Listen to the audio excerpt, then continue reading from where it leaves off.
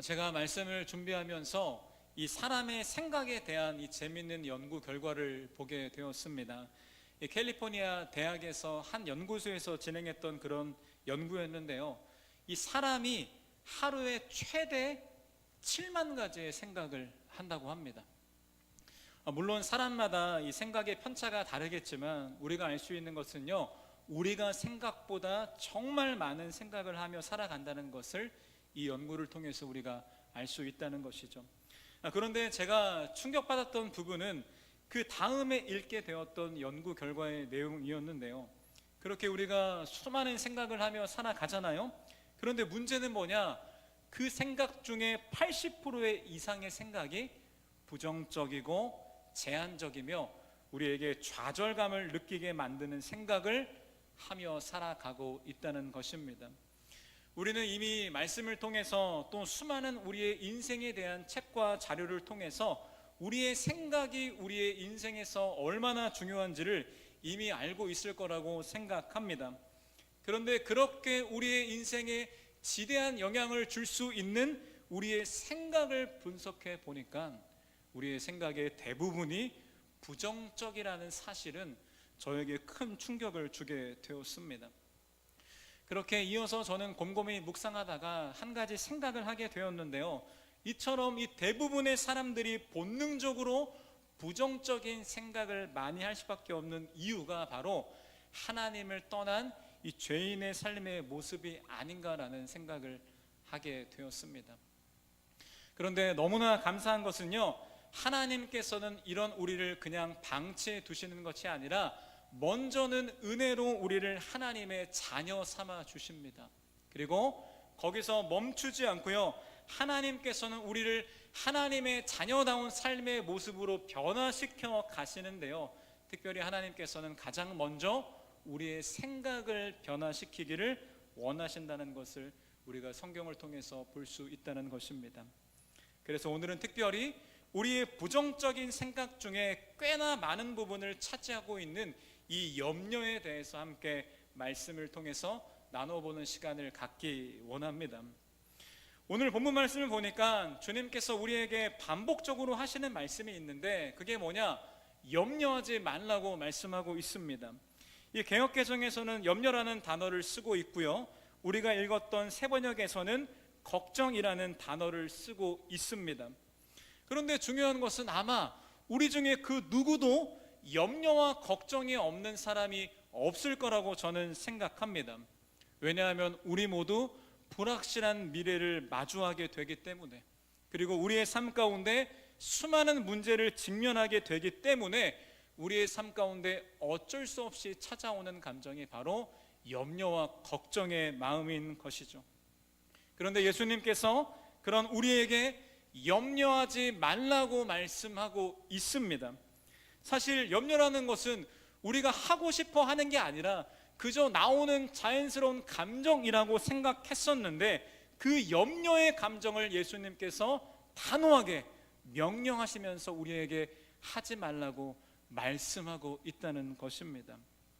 그 이유는 이 염려가 가지고 있는 특성 때문이라고 생각하는데요, 이 김남준 목사님이 쓰신 염려에 관하여라는 책을 보면 이 염려의 특성을 표현하기 위해서 염려를 마음의 질병이라고 표현하고 있습니다.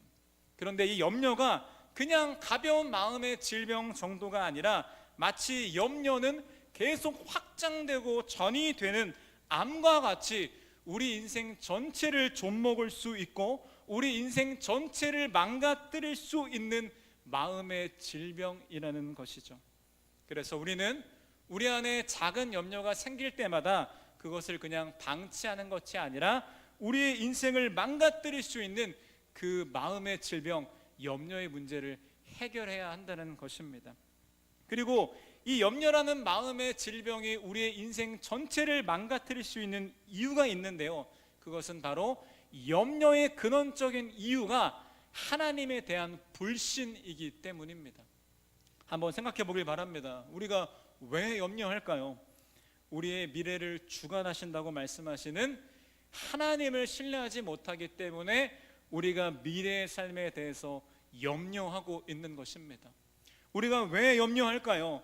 우리의 삶에 있는 문제들을 하나님께서 해결해 줄 거라는 확신의 믿음이 없기 때문에 우리 안에 염려의 마음이 생기게 되는 것입니다. 즉, 나의 인생을 하나님께 온전히 맡기지 못하고 내가 내 인생의 주인이 되어서 통제하려고 했을 때, 그런데 그 통제대로 내 인생이 잘 가지 않을 때 자연스럽게 생기는 감정이 바로 우리 안에 있는 염려의 마음이라는 것이죠. 그래서 이 염려를 방치하게 되면요, 결국 우리 안에 있는 하나님을 향한 불신이 더 커지게 됩니다. 하나님을 향한 불신이 커지게 되면 우리 안에 주신 하나님의 축복을 누리지 못하게 됩니다. 그리고 궁극적으로 하나님의 은혜를 누리지 못하다 보니까 결국 하나님을 떠나게 되는 비극의 상황을 경험하게 될 수도 있는 것입니다.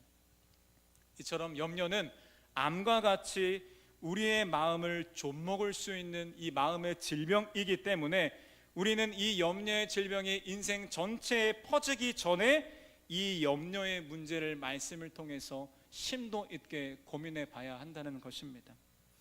오늘 본문을 보니까 예수님께서 우리에게 염려하지 말라고 말씀하실 뿐만 아니라 어떻게 하면 염려하지 않는 삶을 살아갈 수 있는지 이 염려라는 마음의 질병에 대한 처방전을 우리에게 말씀해 주고 있습니다. 그래서 오늘 말씀을 통해서 우리 모두가 이 염려에 대한 예수님의 처방전을 함께 보길 원하고요, 이 처방전을 우리의 삶에 적용하여서 우리의 인생을 망가뜨리는 이 염려의 문제를 치료받는 시간이 되기를 간절히 축복합니다. 첫 번째, 염려에 대한 예수님의 처방전입니다. 함께 큰 소리로 읽겠습니다. 시작. 염려의 실체를 파악하라입니다. 염려의 실체를 파악하라. 이 염려라는 감정을 좀 더 쉽게 설명하면요, 불확실한 미래에 대해서, 그리고 우리가 직면한 문제에 대해서 불안해하고 두려워하는 감정을 우리가 염려라고 설명할 수 있는데요, 이 염려의 특징이 무엇이냐? 이 염려라는 감정은 마치 확대경처럼 우리가 처해 있는 문제의 상황을 더 크게 보게 만드는 특징을 가지고 있다는 것입니다. 그래서 우리의 삶 가운데 이 염려의 문제를 해결하기 위해서는 먼저 염려의 실체를 우리가 파악할 수 있어야 됩니다.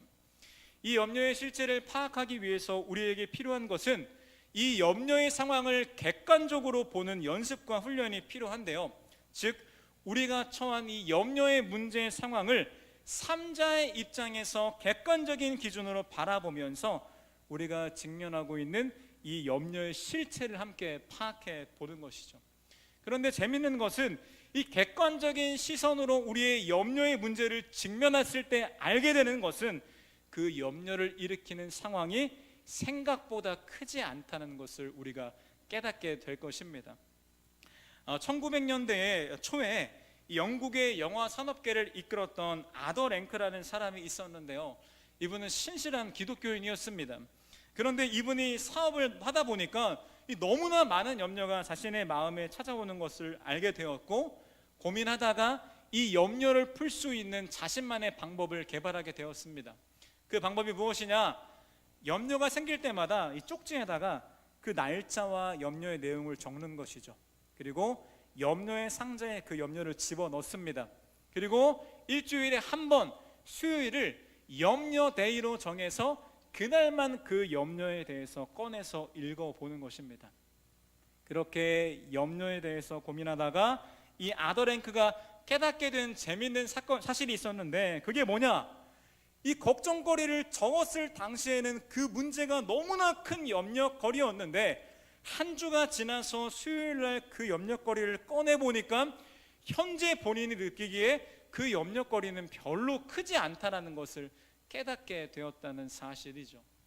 즉 우리가 직면한 염려의 실체를 파악했을 때 그 염려의 상황이 생각보다 크지 않을 때가 많다는 것을 우리가 깨닫게 될 수 있다는 것입니다. 그래서 이 염려의 상황을 객관적으로 파악하는 연습을 지금 함께 해볼 건데요, 제가 염려의 실체를 객관적으로 파악하는 이 두 가지 방법을 준비했습니다. 이 첫 번째 방법은 무엇이냐? 바로 우리가 가지고 있는 염료의 곁가지를 잘라내는 작업을 해야 한다는 것이죠. 제가 실제 나무를 키우는 과정을 공부해 봤는데요, 이 나무가 열매를 잘 맺기 위해서 반드시 해야 하는 작업이 있는데, 그게 뭐냐면 열매를 맺는 가지 옆에 붙어 있는 곁가지들을 잘라내는 작업을 반드시 해야 한다는 것입니다. 왜냐하면 곁가지는 나무의 영양분을 빨아먹기 때문에 그것을 잘라내지 않으면 나무가 건강하게 자라게 될 수 없다는 것이죠. 이처럼 우리가 염려의 문제를 해결하기 전에 해야 할 작업은 우리 삶에서 굳이 염려할 필요가 없는 그 중요하지 않은 곁가지들을 자르는 작업을 해야 한다는 것입니다. 이 노만 빈센트 필 박사님이 이 사람이 하는 염려에 대해서 연구하고 분석해 보았는데, 그 결과가 참으로 재미있는데요, 그 결과가 무엇이냐, 사람들이 염려하는 것 중에 40%는 실제로 일어나지 않는 일에 대한 염려를 하고 있다는 것입니다. 그리고 30%는 이미 지나간 과거의 일에 대한 걱정을 하고 있다는 것입니다. 그리고 나머지 26%는 별로 중요하지 않는 일에 대해서 걱정하고 있다는 것이죠. 그리고 나머지 4%만 우리 힘으로 어찌할 수 없는 염려에 대해서 고민하고 있다는 것을 분석하게 되었습니다. 아마 사람마다 구체적인 퍼센트는 다를 수 있겠지만 일반적으로 우리의 염려 중에서 96%의 염려는 우리에게 그렇게 필요하거나 중요한 염려가 아니라는 것을 알 수 있죠. 이 박사님의 연구를 근거로 한번 지금 이 시간 저를 포함한 일반적인 사람들이 하는 염려에 대해서 생각해 보기 원하는데요, 먼저 이 박사님의 연구처럼 실제로 많은 사람들이 가지고 있는 염려는 일어나지 않은 미래에 대한 염려라는 것을 너무나 쉽게 우리가 볼 수 있다는 것이죠. 사람들은 보통 이 삶에 처한 현실을 근거로 오지 않는 미래에 대해서 염려하는 것을 볼 수 있는데요, 예를 들어 어떤 사람이 재정의 문제를 지금 가지고 있다, 혹은 어떤 사람이 돈에 대한 관심이 아주 많이 있다라고 생각한다면 그 사람은 돈에 대해서 일어나지 않는 미래의 일을 상상하면서 염려하는 것입니다. 뭐 이런 생각이죠. 지금 월급 받을 때 나중에 돈의 여유를 갖기 어려울 것 같은데 나중에 뭐 먹고 살지, 혹은 나중에 재정적인 문제가 크게 찾아오면 어떻게 하지라고 생각하면서 현재의 나의 고민과 연결해서 일어나지 않는 미래에 대해서 염려하고 있는 것이죠. 저도 물론 마찬가지입니다. 또 한 가지 예를 들어보면 관계의 문제를 겪고 있거나 관계에 대해서 관심이 많은 사람들은 미래의 염려를 이렇게 하는 것입니다.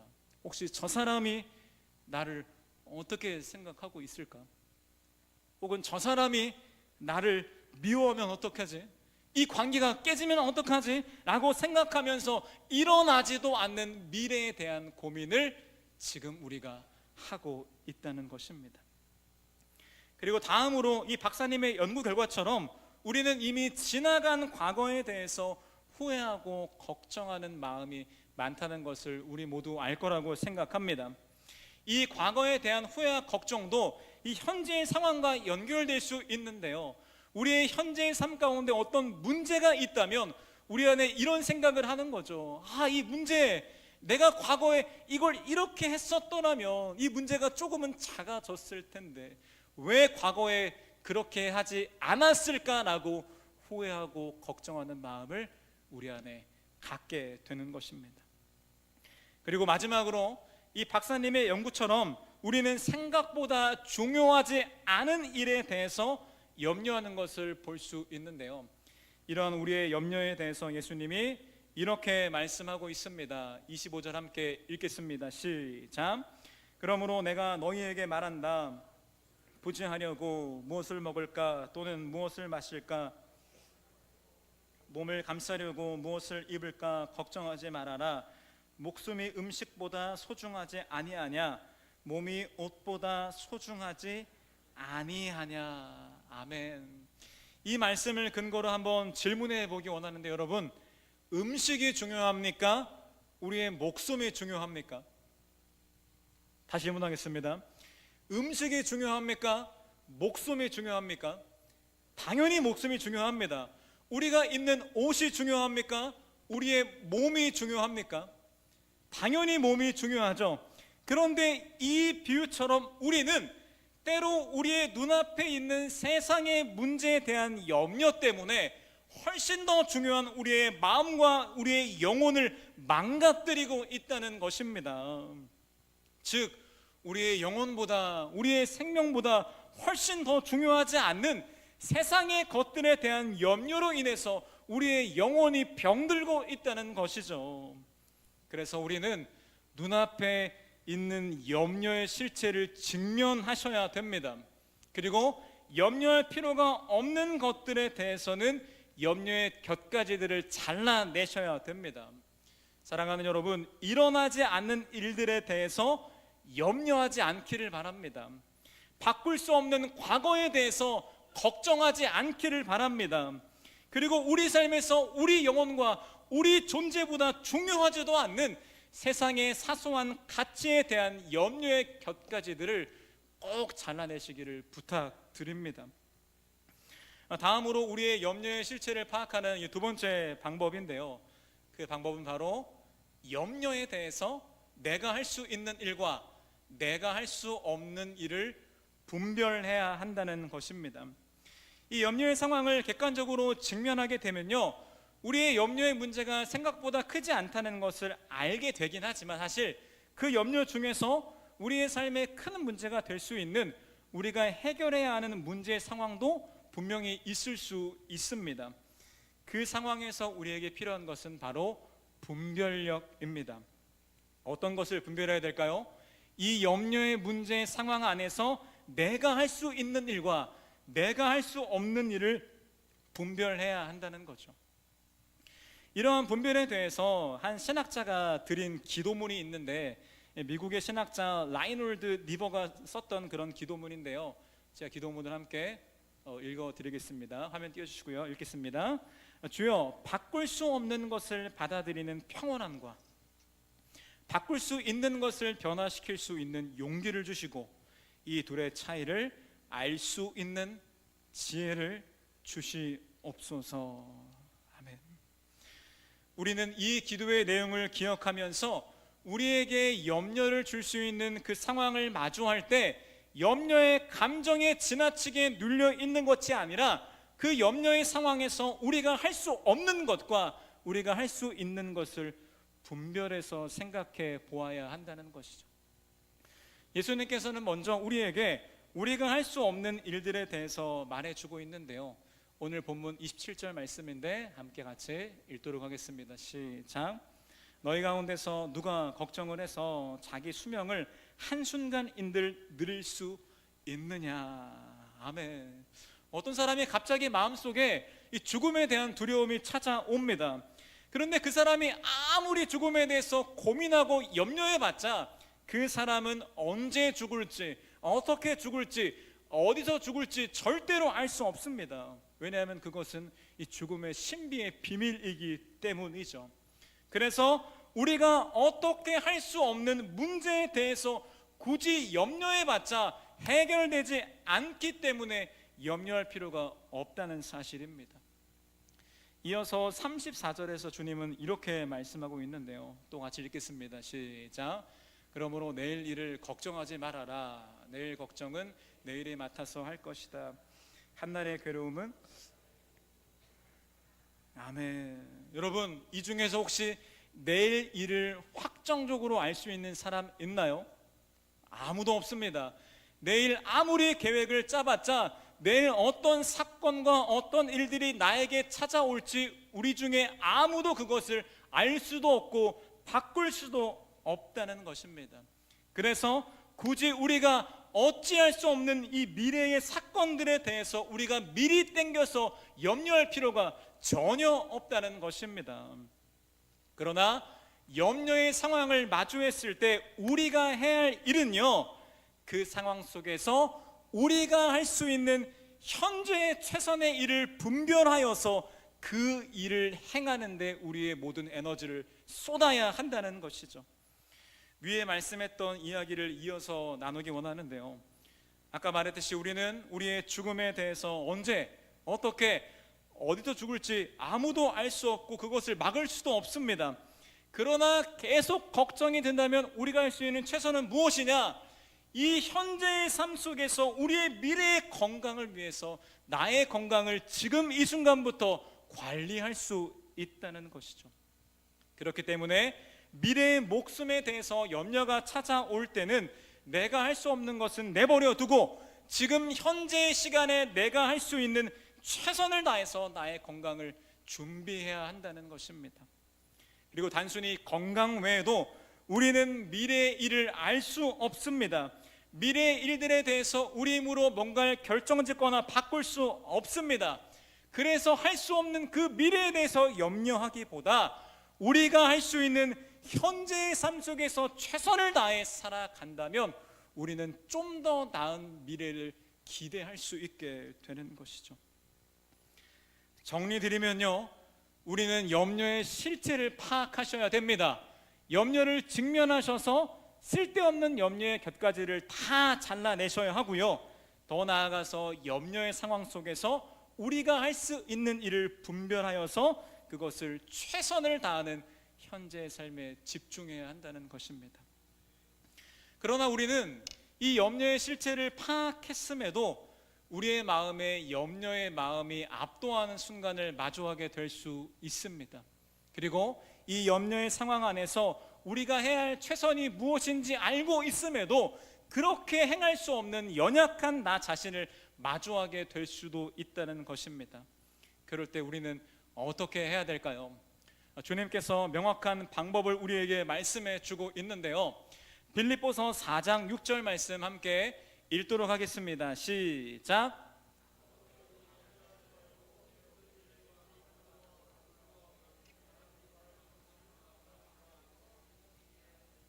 아멘.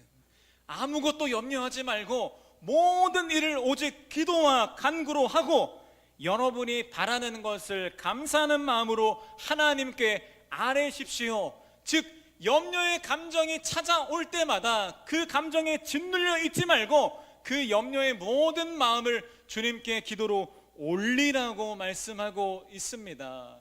그리고 다음 절에는 그 염려의 상황에서 기도했을 때 일어나는 주님의 확실한 약속에 대해서 말씀해 주고 있는데요, 7절 함께 같이 읽도록 하겠습니다. 시작. 그리하면 사람의 헤아림을 뛰어넘는 하나님의 평화가 여러분의 마음과 생각을 그리스도 예수 안에서 지켜줄 것입니다. 아멘.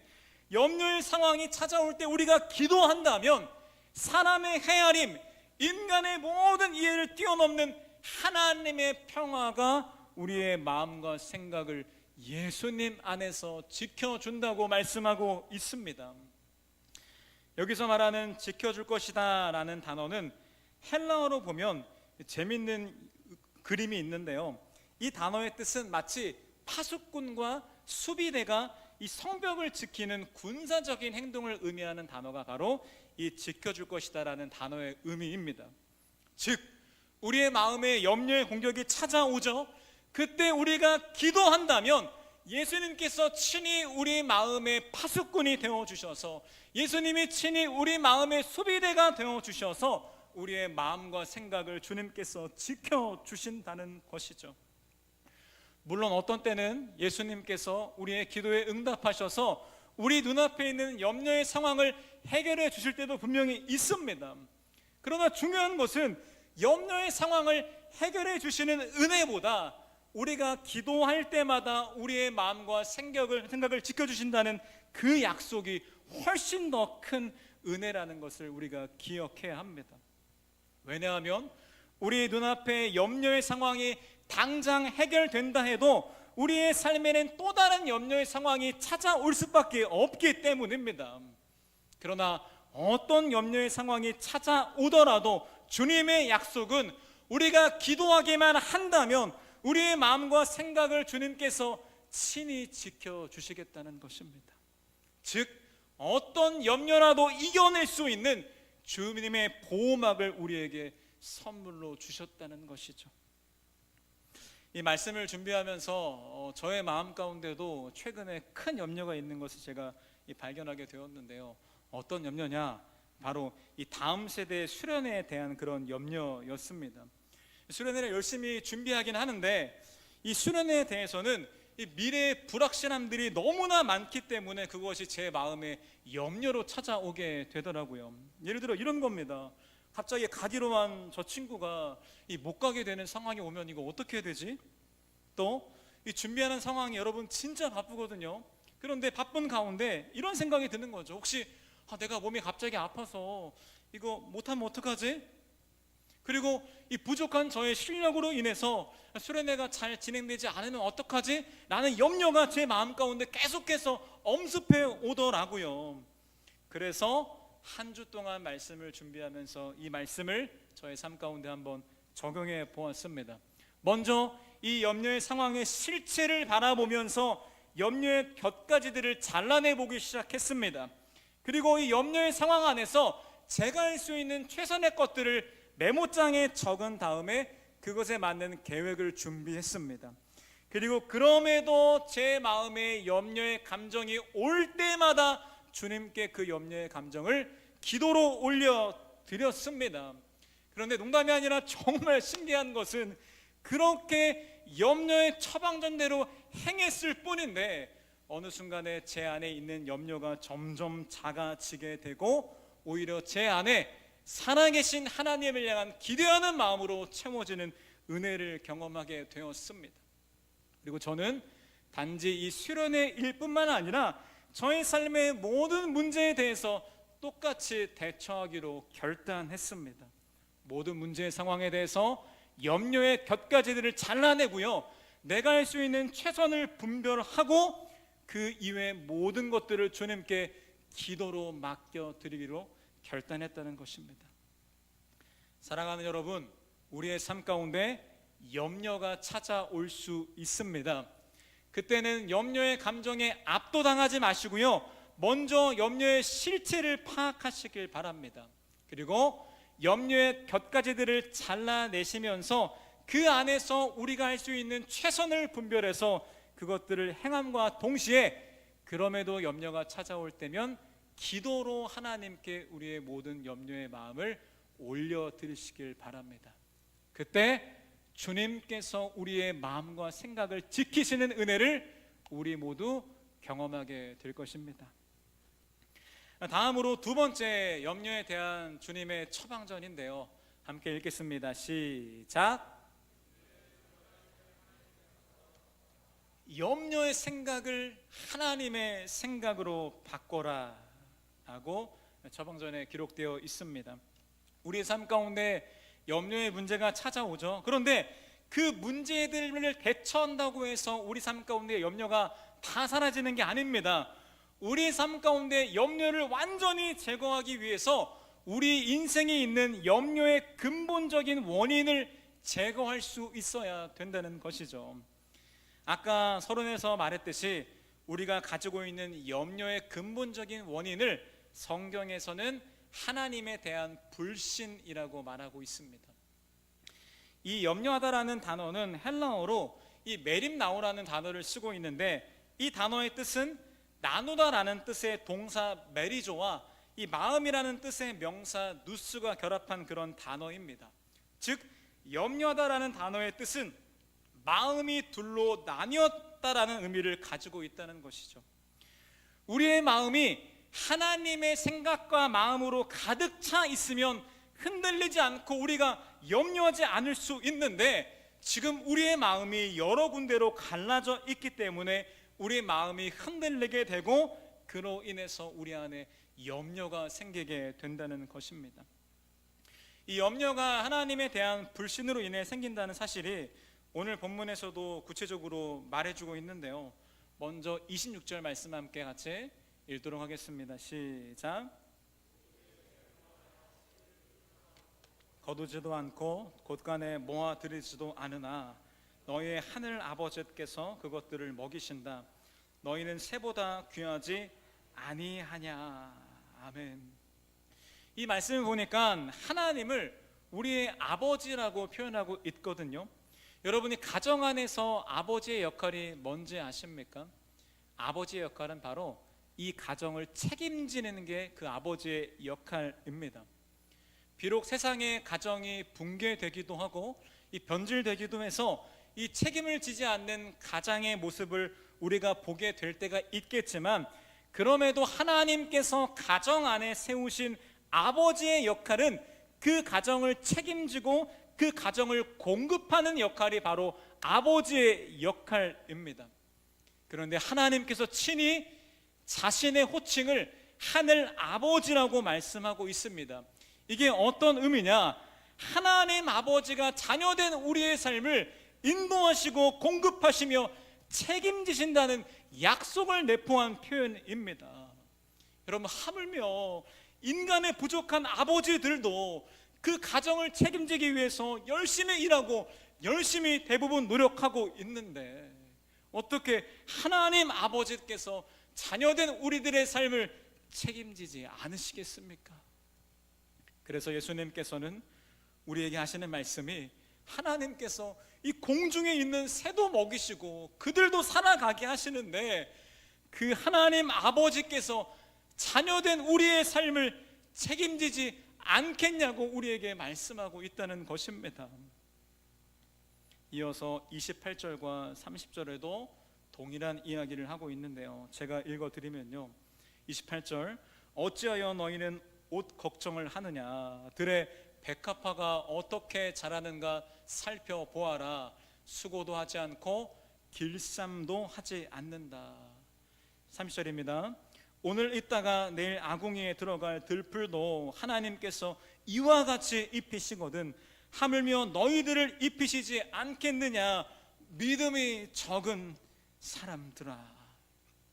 즉 우리의 염려의 근원은 하나님 아버지께서는 우리의 인생을 인도하고 책임지고 있음에도 불구하고 여전히 우리가 하나님 아버지를 신뢰하지 못하기 때문에, 우리의 믿음이 너무 적기 때문에 우리 안에 염려가 계속해서 생기고 있다는 것입니다.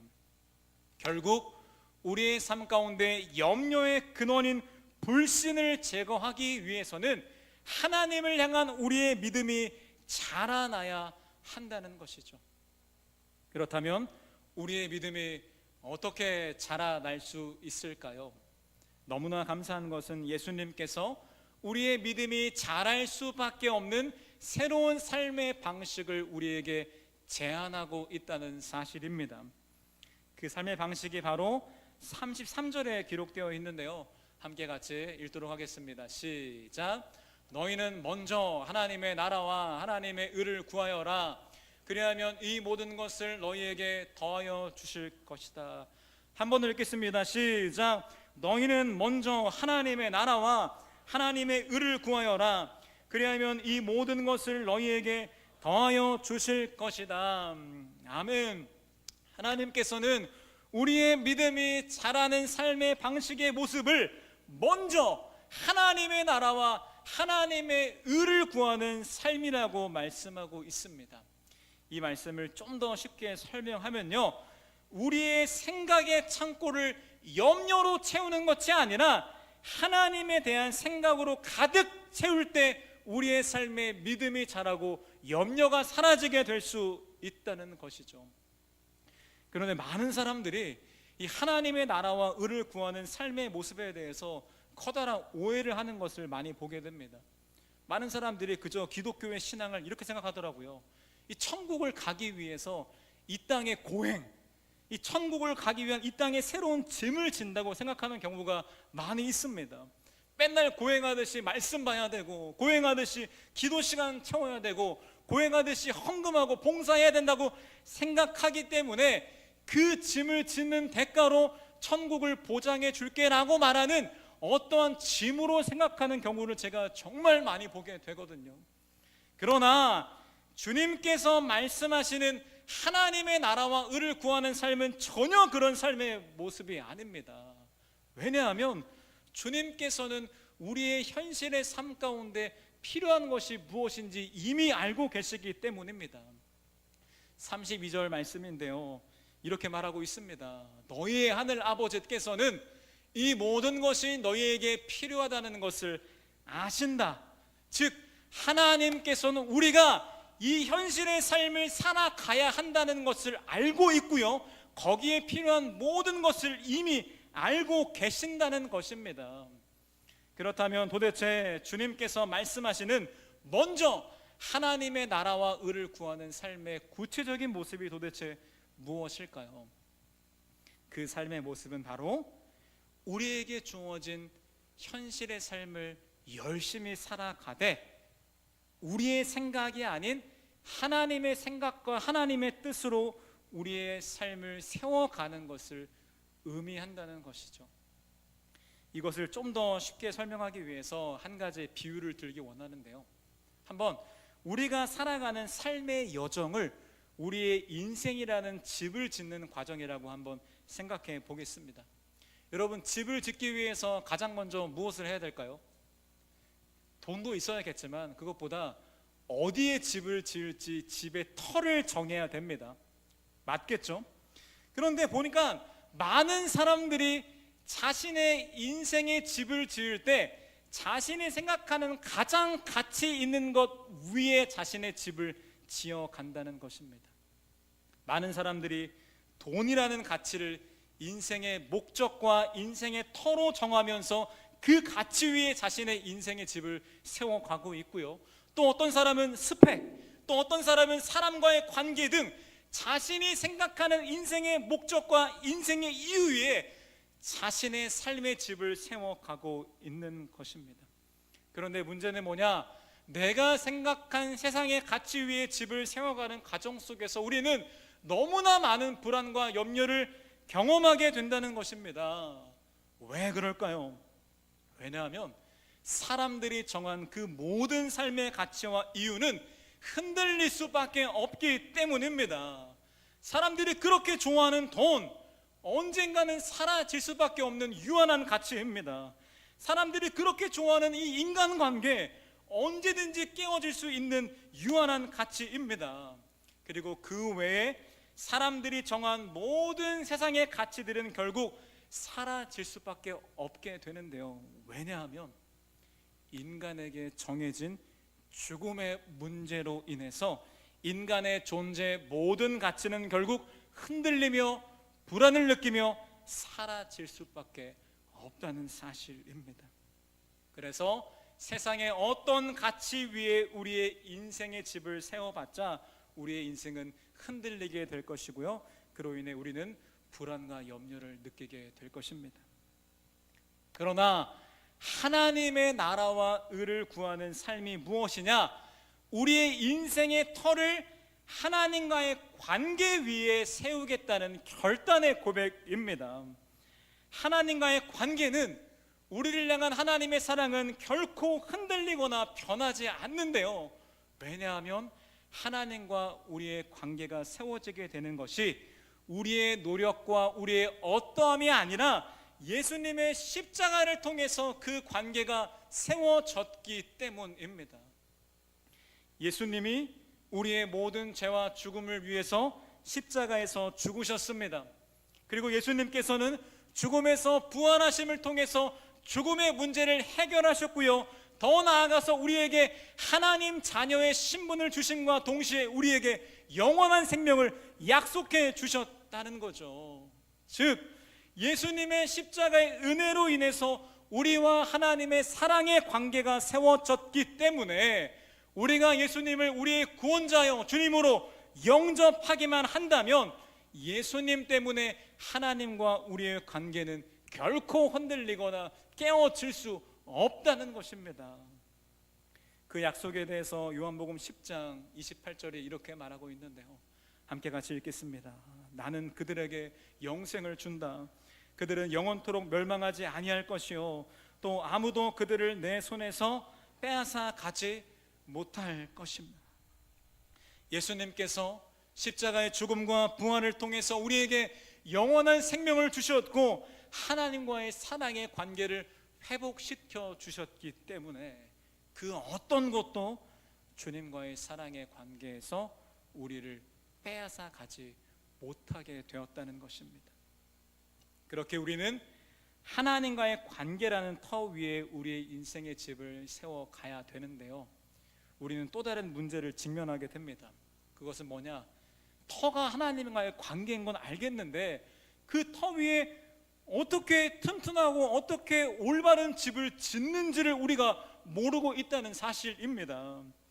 그래서 하나님을 모르는 사람들은 불안한 터 위에 인생의 집을 지을 뿐만 아니라 그들 또한 인생의 집을 어떻게 올바르게 지을지 전혀 몰라서 그저 자신의 멋대로 자신의 인생의 집을 지어가는 거죠.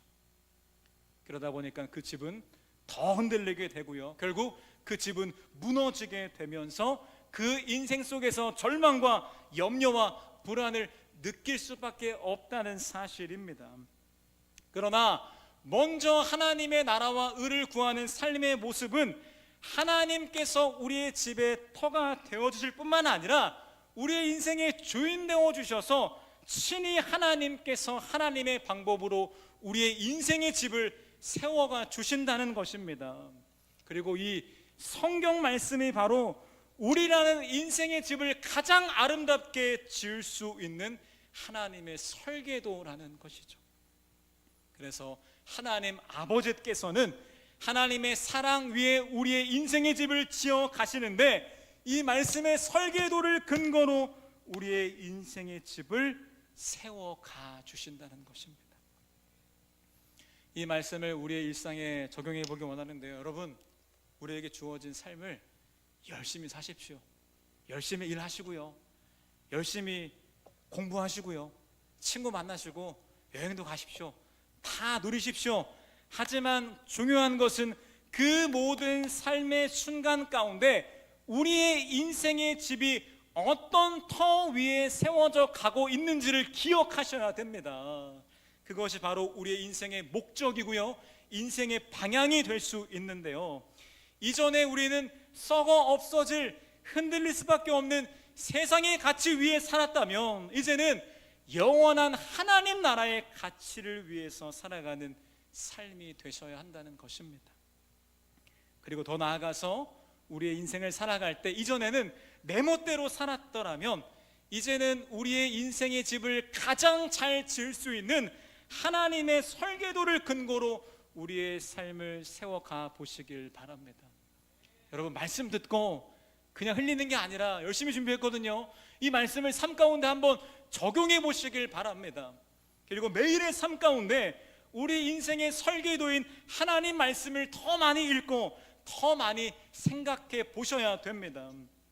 그리고 가장 중요한 것은요, 우리의 인생의 집을 세워가는 것은 내가 아니라 하나님 아버지라는 것입니다. 그래서 우리는 말씀의 설계도대로 살아가지 못하는 너무나 많은 실패의 순간들을 마주하게 되는데요, 그럼에도 하나님 아버지께서는 우리를 포기하지 않으시고 우리의 삶을 이 말씀의 설계도대로 세워가 주신다는 것입니다. 마지막으로 하나님께서는 우리에게 엄청난 축복을 약속해 주셨는데 우리가 먼저 하나님의 나라와 의를 구하는 삶을 살아보기로 결단할 때 엄청난 약속과 선물을 준비해 주셨는데요, 그 말씀의 내용이 앞에 띄워진 말씀에 기록되어 있습니다. 함께 읽겠습니다. 시작.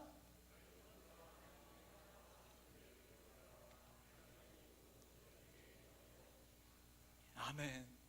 우리가 먼저 하나님의 나라와 의를 구하는 삶을 살아가기로 결단했을 때, 즉 하나님과의 관계 위에 하나님 말씀의 설계도대로 나의 인생의 집을 세워가기로 결단했을 때 하나님의 약속은 이 모든 것을 우리에게 더하여 주신다고 말씀하고 있다는 사실입니다. 여기에서 말하는 이 모든 것이 무엇입니까? 우리가 이 땅에 살아가면서 필요한 모든 것을 주님께서 더하여 주신다는 것입니다. 그저 우리의 삶의 인생의 목적을 하나님으로 바꿨을 뿐인데, 그저 살아가는 방식을 하나님 말씀대로 살아가기로 결단했을 뿐인데, 하나님께서는 넘치게 우리의 인생 가운데 필요한 모든 것을 다 부어주신다고 약속하고 있다는 것이죠. 여기서 말하는 더하여 주신다라는 표현이 이 원어로 보면 재미있는 표현이 있는데요, 이 의미가 이 고대 근동지방에서 물건을 개량하면서 파는 이 상인들의 거래 모습에 대한 그런 단어입니다. 즉 상인들이 이 곡물들을 계량하죠. 그런데 손님들에게 자신의 관대함과 이 자신의 후한 대접을 나타내고자 이 계산한 것보다 훨씬 더 많은 양의 덤을 넣어서 주는 단어가 바로 이 더하여 주신다의 의미입니다. 즉 값보다 훨씬 더 차고 넘치는 수량을 우리에게 준다는 그런 내용이죠. 여러분, 하나님은 인색한 분이 아니십니다. 하나님께서는 우리가 먼저 주님의 나라와 의를 구하는 삶을 살아갈 때 그 모든 것을 채워주시는데요, 넘치게 부어주신다는 거죠. 덤으로 넘치게 더 주님의 은혜와 모든 축복을 우리에게 부어주기 원하신다는 것입니다. 그래서 우리가 먼저 주님의 나라와 의를 구하는 삶을 살아갈 때 넘치게 부어주시는 하나님의 놀라운 역사하심을 경험하게 될 수 있다는 것입니다. 사랑하는 여러분, 염려의 근원을 제거하셔야 되는데요, 염려의 근원인 하나님에 대한 불신을 제거하기 위해서는 하나님을 향한 믿음이 자라가야 됩니다. 믿음이 자라기 위해서는 먼저 주님의 나라와 의를 구하셔야 됩니다. 하나님의 사랑의 터 위에 하나님의 설계도의 방법대로 우리의 인생의 집을 세워 가시기로 결단하시기를 부탁드립니다. 그렇게 결단할 때 반드시 넘치게 더하여 주시는 하나님의 놀라운 역사를 경험하게 될 것이고요, 그로 인해서 주님을 향한 믿음이 자라가게 돼서 우리 삶 가운데 염려가 사라지는 놀라운 기적을 경험하게 될 것입니다. 결론의 말씀 드리겠습니다. 1세기의 초대 교회에서 기록된 여러 가지 기독교 문서들을 보면요, 예수님을 사랑하는 제자들의 이름을 기록할 때 그 앞에 어떤 수식어가 붙는 것을 보게 되는데요, 그 수식어가 무엇이냐? 티테디오스라는 수식어입니다. 즉 요한의 이름 부를 때 티테디오스 요한, 바울의 이름을 부를 때 티테디오스 바울이라고 기록되어 있는 거죠. 이 티테디오스의 의미가 무엇일까요? 앞에 써 있는데 결코 염려하지 않는 사람이라는 그런 의미를 가진 수식어입니다. 여러분, 예수님 믿는 우리들의 삶 가운데 염려할 만한 상황이 너무나 많이 찾아올 수 있지만 주님께서 우리에게 염려하지 말라고 말씀하시면서 우리가 염려하지 않을 수 있는 새로운 삶의 모습을 우리에게 알려주고 있습니다. 염려의 실체를 파악하시길 바랍니다. 그리고 우리가 할 수 있는 최선을 다하되 우리가 할 수 없는 모든 것들을 주님께 기도로 맡기시길 바랍니다. 그리고 무엇보다 우리의 삶이 하나님의 터 위에 하나님의 방법대로 세워져 가는 먼저 주님의 나라와 의를 구하는 삶을 살아가기로 결단하시길 바랍니다. 그때 우리의 삶의 모든 염려가 사라지고 결코 염려하지 않는 사람이라는 호칭이 우리의 이름 앞에도 붙게 될 것입니다. 마지막으로 우리의 이름 앞에 이 티테디오스라는 호칭을 넣어서 한번 같이 선포했으면 좋겠는데요, 이 땡땡땡은 자신의 이름입니다. 우리 함께 같이 선포하겠습니다. 시작. 티테디오스 김줄기. 다시 한번 티테디오스 김줄기. 다시 한번 티테디오스 김줄기. 우리 모두 주님 안에서 결코 염려하지 않는 사람이 되시기를 진심으로 축복합니다.